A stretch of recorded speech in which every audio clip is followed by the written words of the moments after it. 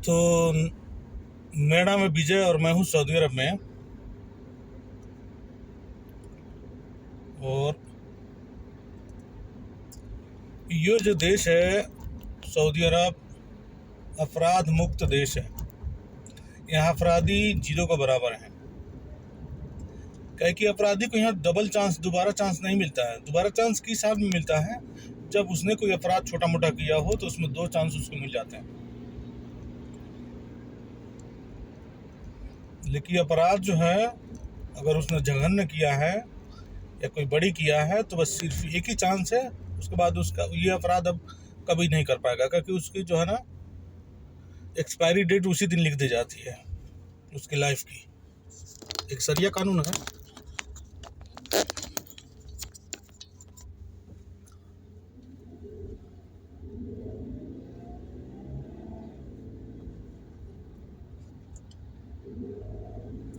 Saudi में चोरी करने पर हाथ काटने की सजा है शरिया कानून में। और हिंदुस्तान में चोरी करने पर क्या सजा है? कुछ सजा नहीं है। मान के चलिए एक हिंदुस्तान में चोर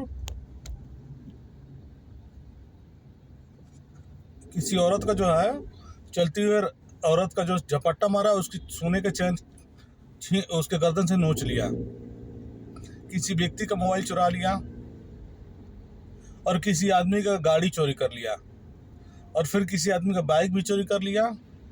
यानी देखा जाए तो 4 काम, उस 4 चोरी किया 1 महीने में। और चारों की केस जो है ना, लोगों ने जो है जब रिपोर्ट दर्ज कराई, FIR जब हुआ, अब पुलिस जो है इन्वेस्टिगेट करने के बाद जो है छानबीन करने के बाद जो है ना पाई कि चारों केस एक ही आदमी ने किया है। तो पुलिस जब उसको पकड़ेगी तो चारों का सजा जो है क्या है? चारों का सजा कोर्ट में जब पेश करेगी तो चारों का सजा क्या है भाई? चारों का सजा ज़्यादा से ज़्यादा 2 महीने की जेल होगी और जो जितने भी चोरी किया उसको रिकवरी करने की कोशिश होगी। अगर उसने मान के चलिए बेच कर सब खा गया, उड़ा दिया है, तो वो जो है कुछ नहीं होगा, उसका कुछ नहीं हो सकता। रिकवरी में एक ही चीज़ है, गाड़ी अगर उसने बेच दिया है, उसका पैसा खा गया है, तो जहाँ भी बेचा है गाड़ी उससे रिकवरी हो जाएगी, क्योंकि जिसने खरीदा है वो अनलीगल खरीदा है, उसकी पैसा गई। सोने का चैन मान के चलिए बेच दिया है, तो जिस दुकान पर बेचा है उस दुकान से रिकवरी हो जाएगी सोने की चैन। अब वो जो सोनार जो है, जो पैसा इसको दिया है, अब सोनार का नुकसान है। बाइक मान के चलिए किसी को बाइक बेचा है, 1 लाख की बाइक 20,000 रुपये बेच दिया है, तो जो खरीदने वाला जो व्यक्ति है उसका 20,000 रुपये नुकसान है, बाइक उससे वसूल कर ली जाएगी, पुलिस यही करेगी। यानी टोटल देखा जाए तो इस चोर का 1 रुपया का भी नुकसान नहीं है। जिसको ये सामान बेचा है या जिसने इससे सामान खरीदा है उसकी नुकसान है पूरी। और सऊदी अरब में अगर मान के चलिए चोरी किया है तो सबसे पहले तो एक ही चोरी पर वो पकड़ा जाएगा, सिर्फ एक चोरी करेगा तो, और एक ही चोरी में उसकी हाथ भी कट जाएगी। जब एक हाथ कट जाएगा इंसान का तो उसके पास और एक हाथ है, माने एक चोरी पर एक हाथ और दूसरी चोरी पर दूसरी हाथ। यानी सऊदी अरब में क्राइम करने वाले के पास अगर चोर है तो उसके पास 2 चांस है। अगर वो रेपिस्ट है या मर्डर करने वाला तो सिर्फ एक ही चांस है, वो मर्डर करेगा उसकी भी, जैसे वो कत्ल करेगा दूसरे का उसे भी उसकी कत्ल कर दी जाएगी, सिर्फ एक चांस। चोरी करने वाले को 2 चांस, मर्डर करने वाले के लिए 1 चांस, देशद्रोही करने का देशद्रोही जो है सऊदी अरब में उनका भी 1 चांस है। जैसे ही आपका नाम देशद्रोही में शामिल हुआ, बस अब आपकी ज़िंदगी एक ही चांस है, अब दूसरी चांस अब नहीं मिलेगी आपको देशद्रोही करने के लिए। देश में उत्पात मचाने वाले को किसी विदेशी संगठन द्वारा देश में जो है ना किसी प्रकार से जो है अनलीगल एक्टिविटी करने के लिए, ये सब जितनी भी केस है ये इसका सज़ा बहुत कड़ा है। सऊदी अरब में किसी भी अन्य धर्म, जैसे मान के चलिए हिंदू, सिख, बौद्धिस्ट या ईसाई या फिर यहूदी धर्म का प्रचार अब नहीं कर सकते। अगर करते हुए पाए गए तो इसका सज़ा भी कड़ा है। सऊदी अरब में कोई चमार अगर अपना नाम इकबाल लिख के, हुसैन लिख के, अली लिख के अगर दुकान करता है तो इसका भी बहुत सज़ा कड़ा है। सऊदी अरब में कोई अगर चमार आकर के, कोई बौद्धिस्ट आके कोई नोनिया, पासी, तेली, यादव कोई भी अगर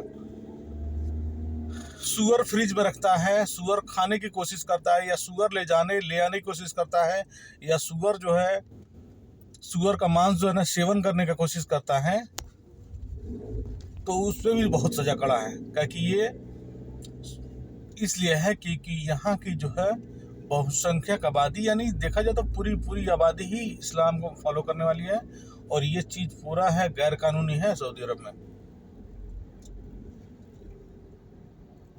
सऊदी अरब में ऐसे ऐसे जगह है जहाँ पर आप ठीक है जाना अलाउ नहीं है, और ये बुरा नहीं है, ये बुरा नहीं है। क्योंकि जो है पवित्रता, हर एक चीज़ में पवित्रता है, हर एक चीज़ में जो है एक प्योरिटी है, उसको बरकरार रखने के लिए किया जाता है।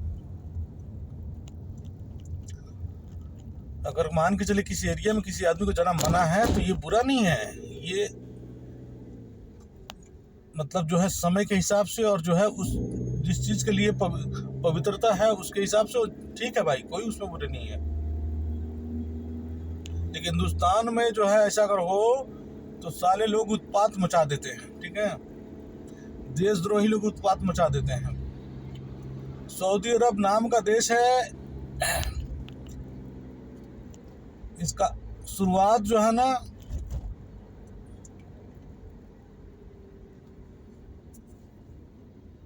इस्लामिक रीति रिवाज से शुरू है, और इस्लामिक रीति रिवाज से ही चल रहा है, और इसी पे चलेगा।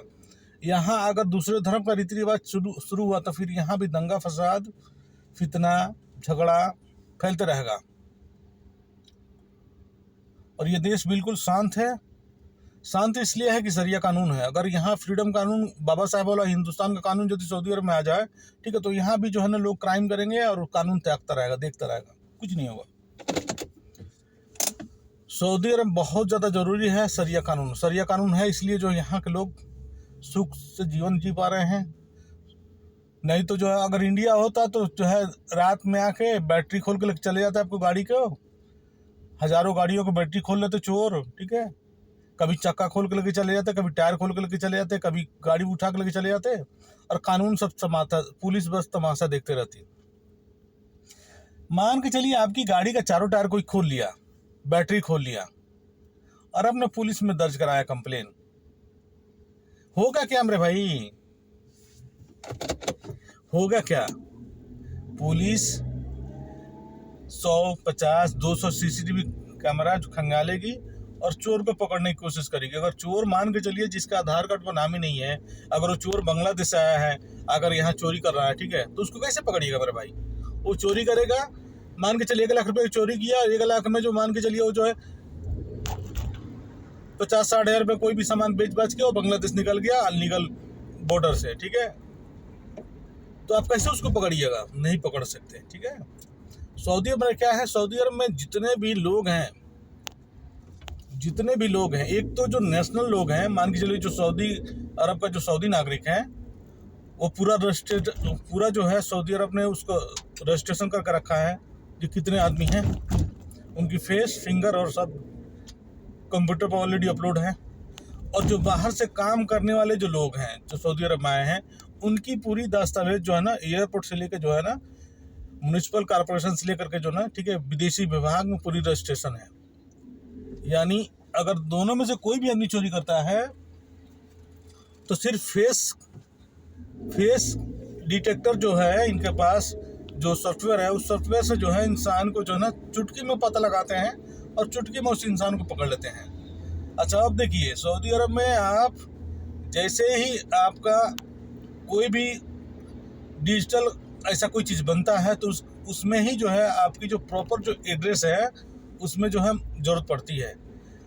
और जो प्रॉपर एड्रेस जब डाल देते हैं, फिक्स एड्रेस, ठीक है, तो पुलिस जो है ना जैसे ही आपका फेस डिटेक्ट होता है तो उसके बाद आपका जो है ना आईडी नंबर मिल गई, और आईडी नंबर जैसे ही मिला तो वैसे ही जो है आपका प्रॉपर एड्रेस मिल गया, ठीक है। तो यानी पुलिस को ज़्यादा से ज़्यादा किसी भी चीज़ को, किसी भी मतलब नागरिक हो या जो है प्रवासी हो, किसी को पकड़ने के लिए सिर्फ 1 घंटा 1.5 घंटे की मोहलत है। 1.5 घंटे में वो पुलिस आराम से आपके घर तक को पहुंच जाती है। क्राइम रोकने के लिए क्रिमिनल को जो है ना, ठीक है, क्रिमिनल से 2 गुना ज़्यादा आपके पास बुद्धि होना चाहिए, तब जाके क्राइम रुक सकता है। क्राइम करने वाला आदमी ज़्यादा बुद्धिमान है और साले, ठीक है, पकड़ने वाले लोग झोला छापे हैं, ठीक है, तो कैसे होगा भाई? ऐसे थोड़ा पकड़ागा क्राइम।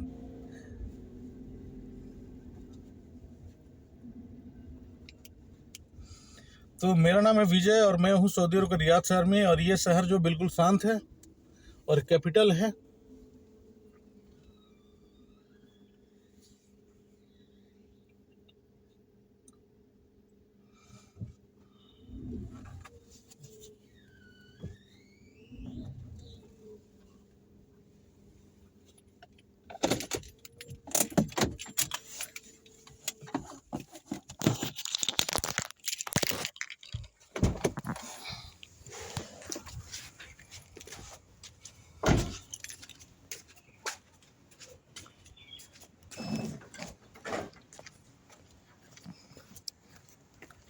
अभी टाइम जो है